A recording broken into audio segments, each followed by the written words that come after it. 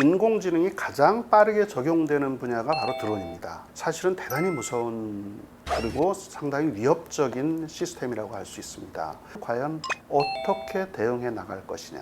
드론 대응도 인공지능을 포함시키는 겁니다. 우리나라는 그런 능력이 있느냐? 우리나라 당연히 있습니다. 한성대학교 국방과학대학원 국방전략학과 김영석 교수입니다. 대드론 산업협회에서는 드론 센터장을 맡고 있고요.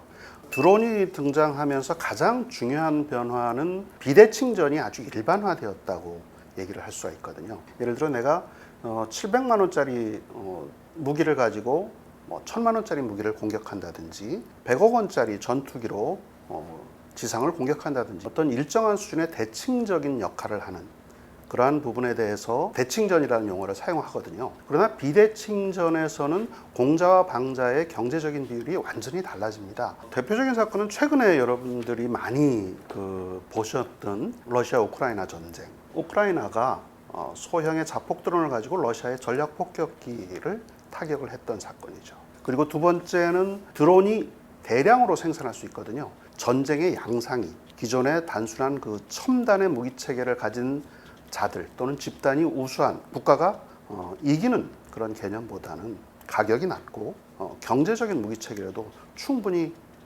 세력이 큰 국가를 상대할 수 있는 이러한 전장의 양상이 완전히 바뀌었다는 거죠. 드론 방어 체계는 이제 소프트킬과 하드킬로 구분을 할 수 있는데요. 소프트킬이라는 것은 일종의 제밍을 하는 것이라든지 GPS 신호를 방해하는 그러한 쪽으로 많이 발전이 되고 있습니다. 최근에는 그 GPS 신호를 허위 GPS 신호를 보내서 드론을 다른 방향으로 유도하는 스푸핑이라고 하거든요.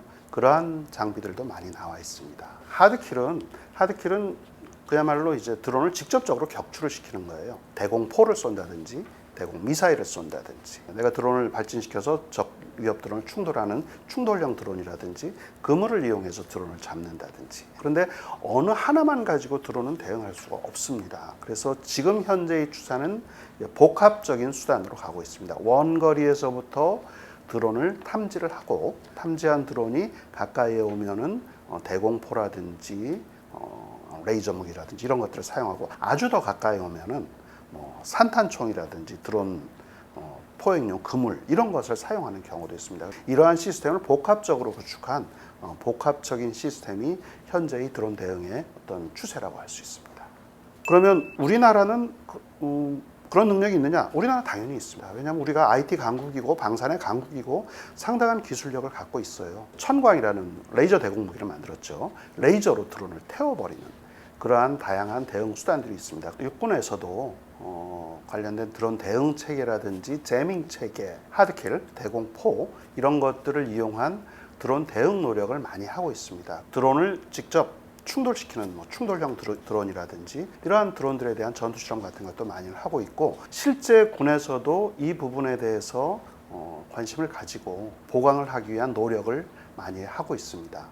드론은 예전에는 하늘을 나는 비행체만 드론이라고 얘기했지만 지금은 수상 수중에 있는 무인 수상정, 무인 수중정, 그 다음에 항공기, 지상 로봇 이런 것들도 다 드론이라고 많이 부르고 있습니다. Man Unmanned Team, MUMT라고 얘기를 합니다. 인간은 지휘소에 앉아서 드론과 로봇, 지상 로봇, 공중 로봇, 해양 로봇을 또는 드론을 조종만 하는 거예요. 그리고 위험지역으로 들어가진 않죠.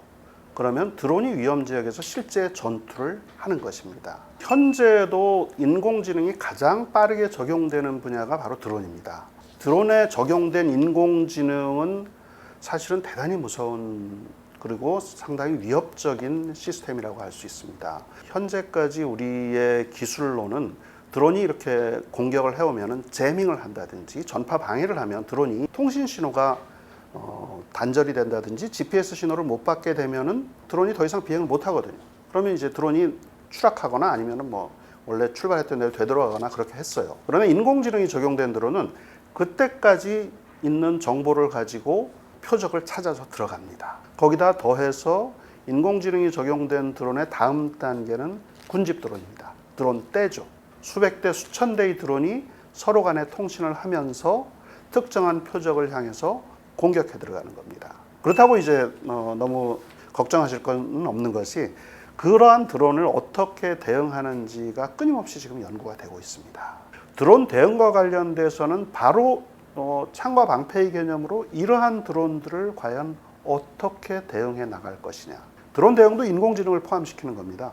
드론이 한 수백 대가 날아오는 드론을 하나하나 구분하는 것이 아니라 자동적으로 식별하고 이것을 위협인지 아닌지를 판단하고 인간의 결심만 있으면 바로 타격하고, 그러한 통합적인 드론 대응이지만 인공지능이 통합된 그러한 드론 대응 체계로 나가야 될 거라고 생각을 합니다.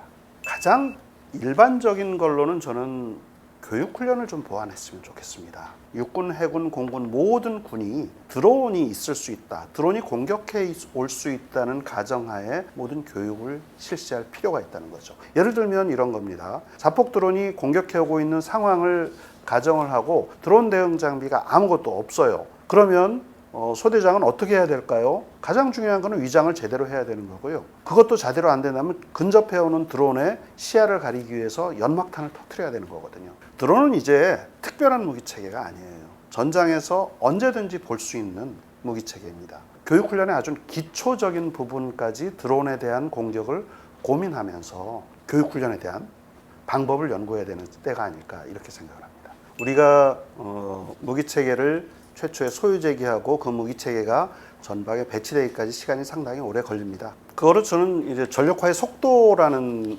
말씀을 드리고 싶은데요. 드론이라든지 드론 대응이라는 무기체계 자체는 러시아 우크라이나 전에서 실제 확인되듯이 수명이 채 6개월이 되질 않거든요.